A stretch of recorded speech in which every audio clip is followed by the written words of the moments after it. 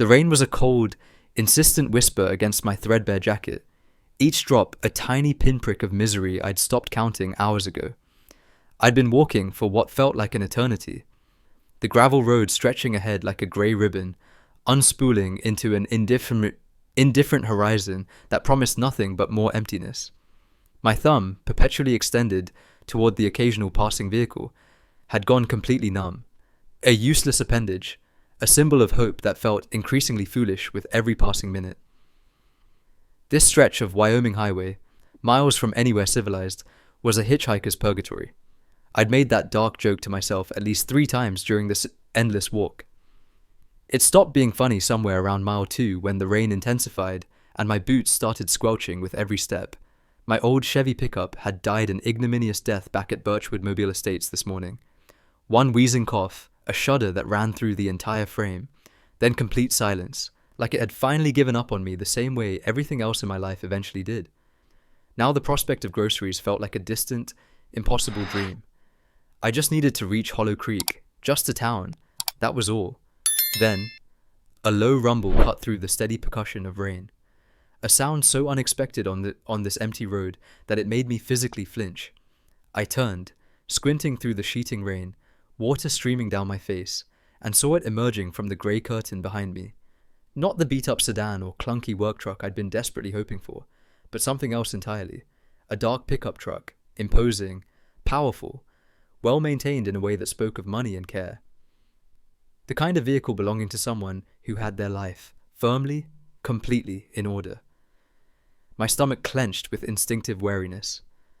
Trouble, I thought immediately, even though I hadn't done anything wrong. Not really. The truck pulled alongside me, with deliberate slowness, massive tires spitting water onto the already soaked gravel, and the tinted window rolled down with a soft, electronic hum. "You planning to drown out here, or you want a lift?" The voice was low, gravelly like stones tumbling in a riverbed, and undeniably, unmistakably, male. Something in its deep timbre made my spine straighten involuntarily, made me suddenly aware of how I must look. Drowned rat. Desperate. Pathetic. I stepped closer to the open window and peered inside, my heart doing a strange, stuttering jig against my ribs. The man behind the wheel was all sharp angles and quiet, contained authority. His Stetson, dark, well-worn, clearly expensive once upon a time, was pulled low, shadowing most of his face, but I could see the weathered lines carved around his eyes and a jaw that looked like it had been chiseled from Wyoming granite by patient, unforgiving winds. His hair, the color of rich earth after rain, shot through with distinguished threads of silver at the temples, was cut, short and practical, and his eyes, even in the grey gloom of the storm, held a startling, almost unsettling intensity. They were grey-blue, like storm clouds gathering ominously over distant mountains, promising either relief or destruction. He looked older than my 23 years, considerably older. A network of fine lines fanned out from the corners of those striking eyes, speaking of years spent squinting into bright sun and harsh wind. But he wasn't old, not even close. Strong. That was the word that surfaced immediately in my rain-addled mind, unflinchingly, unapologetically, completely strong. "Yes, sir," I managed to say, my voice a thin, reedy thing against the drumming rain and rumbling engine. "Just trying to get to town." He studied me for a long, uncomfortable moment that stretched like taffy. His penetrating gaze swept methodically over my soaked clothes clinging to my too-thin frame, cataloguing the desperate hope that must have been etched plainly across my face. The dark circles under my eyes from too many sleepless nights. The threadbare state of everything I owned. His assessment wasn't accusatory. Not exactly. But it was thorough, like he was filing away every detail, every potential story I might be carrying, every lie I might eventually tell. "Get in." An order, not an invitation. His tone left absolutely no room for debate. I didn't hesitate, didn't question, just obeyed. The passenger door opened with a solid, reassuring thunk, the sound of quality engineering, and I practically fell inside the cab, immediately shaking water from my hair like a half-drowned dog finally finding shelter. The interior was surprisingly warm, almost cocoon-like, smelling faintly of worn leather, coffee gone cold hours ago, and the clean, earthy scent of hay and horses and honest work. I pulled the heavy door shut, the sound echoing in the sudden, blessed quiet, and exhaled slowly. A long, shaky breath I hadn't realized I'd been holding since I first saw the truck approach. "Thank you," I said, trying desperately to sound composed and grateful rather than pathetically relieved. "I really appreciate this. You have no idea." He nodded, a slight, almost imperceptible movement, and put the truck smoothly in gear. The powerful pickup moved forward, eating up the miles with effortless ease.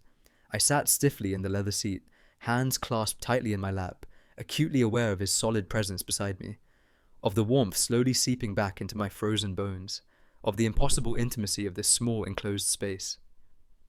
The silence between us stretched, heavy and strangely charged, filled only by the rhythmic sweep of wipers and the muffled drumming of rain on the roof. I kept my gaze fixed firmly on the road ahead, watching those wipers sweep steady arcs through the blurry grey world outside.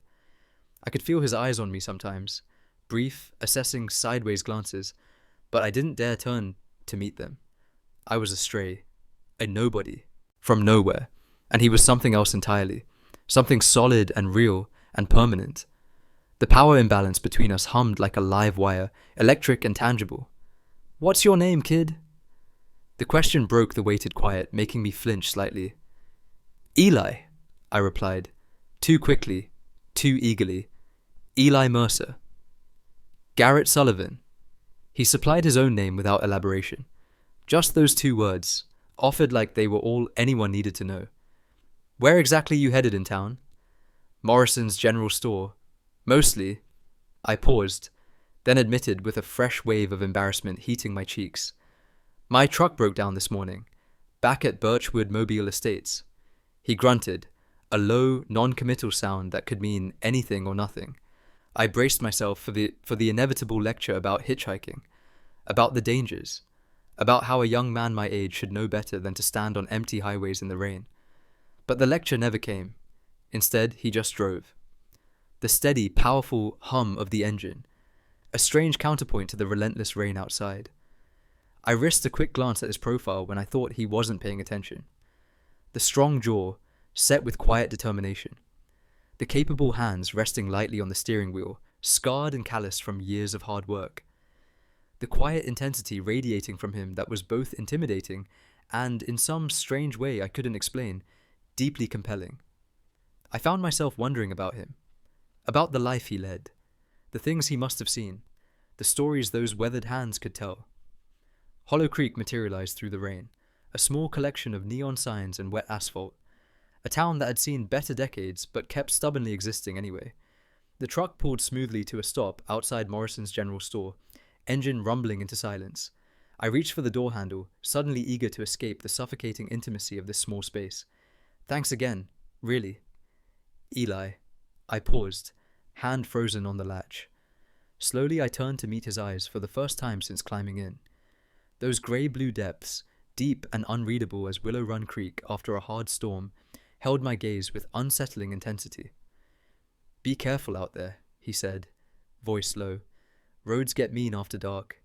It wasn't quite a warning, more like a quiet observation, a flicker of something I couldn't decipher. Concern, maybe, or just the weary wisdom of someone who'd seen too much of what the world could do to people like me, passed through those storm cloud eyes. I swallowed hard around the sudden lump in my throat. "I will." Then, before I could overthink it, I pushed open the door and stepped back into the cold, wet air. The truck pulled away almost immediately, leaving me standing on the cracked sidewalk with rain dripping down my collar. The scent of him, leather and coffee, and something earthier, something that made me think of open fields and honest work, lingered stubbornly in my memory. Garrett Sullivan. Even his name sounded solid, immovable, real. Inside Morrison's, I grabbed a basket and moved through narrow aisles, selecting necessities with the careful calculation of someone counting every penny. Bread, milk, instant coffee, cheap soup, store-brand peanut butter. But my mind kept replaying everything. His steady gaze, quiet authority, the unexpected warmth of his truck's cab, the way he'd said my name like it was worth remembering. Such a small thing, a simple kindness from a stranger. But it felt momentous, a crack in my world's usual indifference. I paid with dwindling funds, $47, 83 cents, and falling, and started the long walk back toward Birchwood. As I walked, I couldn't shake his image. Those storm cloud eyes. There was loneliness in them, I thought. A quiet melancholy that resonated with something deep inside my own chest. I was used to people looking through me, past me, but Garrett Sullivan had looked directly at me, and when he'd said my name, Eli, not kid, not hitchhiker, it felt like acknowledgement, recognition of my existence. My trailer looked worse in fading light, rusting metal nestled among similar rusting boxes. Home, such as it was. Inside, I made instant coffee and sat at the wobbly table, watching the sky bruise purple through grimy windows. I thought about my dead truck, repairs I couldn't afford, the endless exhausting cycle of barely surviving. But then, Garrett's image flickered through my mind. Strong hands, intense eyes, that almost smile, and something small but warm bloomed unexpectedly in my chest. Next evening, after another futile day fighting with the Chevy's engine, I walked to Willow Run Creek, seeking peace, found a flat rock by the water and started skipping stones across the dark surface. Then, tires crunching gravel. My heart lurched. The same dark pickup. Garrett Sullivan.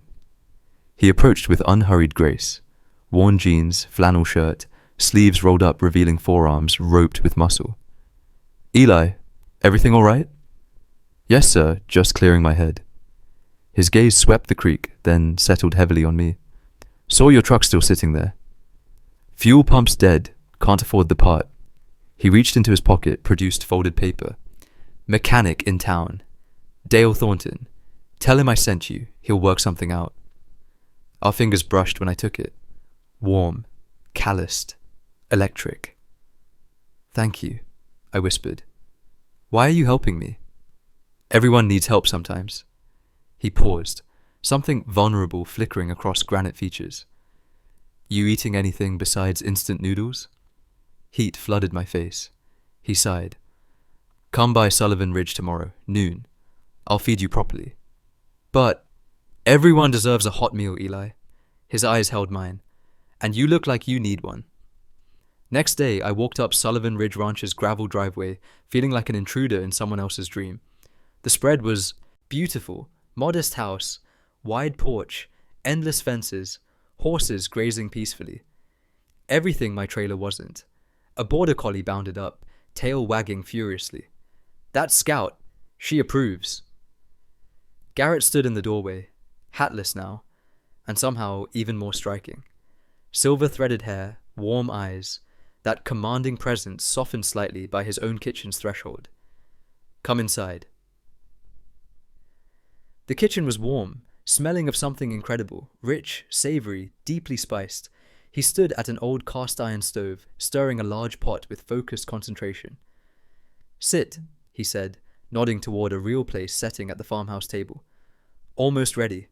I sat stiffly, watching him move with easy confidence. He belonged here completely.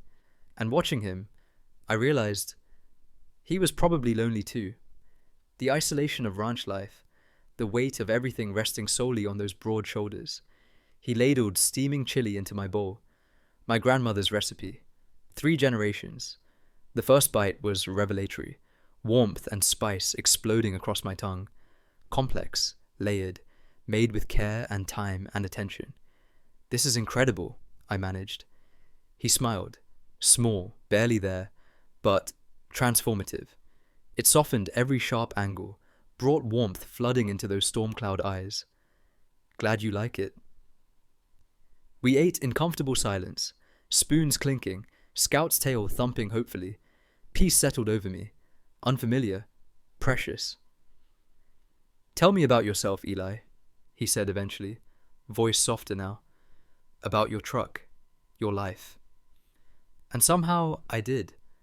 Words spilled out. The sputtering engine, the desperation, the loneliness, the endless struggle of surviving but never quite living. I talked more freely than I had in years. He listened, really listened. No judgment, only quiet, patient understanding. When I finished, the silence felt different, companionable, shared. "You're resourceful," he said gently. "You've been carrying a lot alone. It's all I know. Doesn't have to be."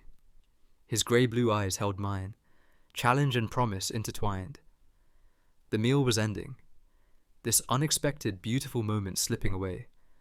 I didn't want it to end. "Thank you, Garrett," I whispered, "for everything." He reached across the table. Calloused fingers brushed my hand, light, deliberate. The contact jolted through me like lightning, a spark igniting something deep and hungry.